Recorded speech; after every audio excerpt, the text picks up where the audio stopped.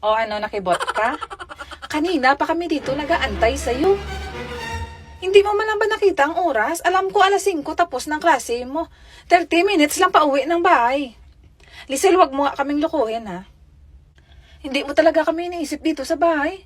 Sarili mo lang iniisip mo. Ayaw di punggol na bata. Ito, hindi ka man lang tumawag or nag-message ko na saan ka. Gabi na, oh. Patulog na kami, oh. Tingnan, patulog na kami. Ikaw wala ka pa. Akala mo makatulog kami pag ganitong wala ka pa?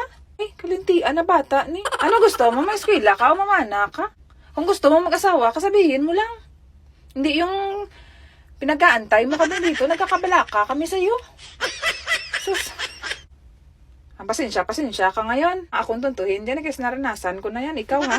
Sinasabi ko talaga sa'yo. Sinasabi ko. Sinunto ito. Tulad sa kwarto.